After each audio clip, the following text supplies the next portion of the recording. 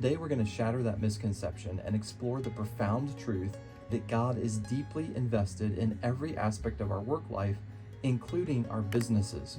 Hopefully that's encouraging to you if you're an entrepreneur or a business owner.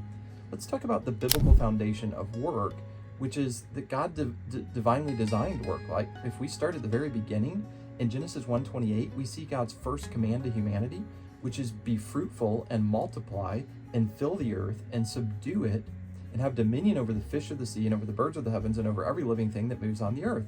This isn't just about population growth, it's about cultivation, development, and stewardship. God designed us to be co-creators with Him, to take the raw materials of creation and develop them into something that serves humanity and glorifies God. The garden, in many ways, was the first workplace. Before sin entered the world, Adam was placed in the Garden of Eden to work it and to keep it, Genesis 2:15.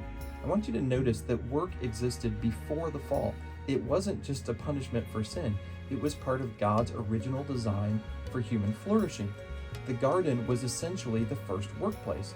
And Adam, if you want to think about it this way, was the first entrepreneur, tasked with cultivating and developing what God had created.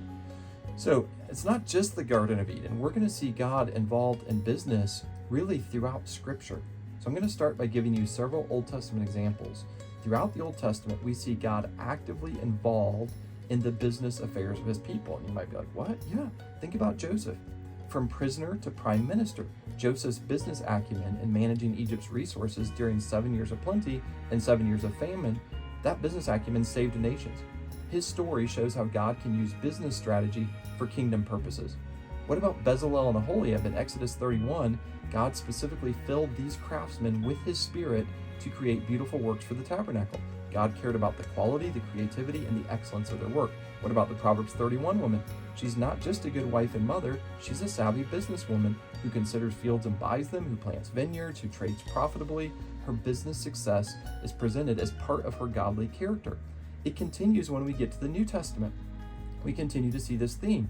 In Jesus' parables, many of Christ's parables use business metaphors: talents, workers in vineyards, building projects, investments.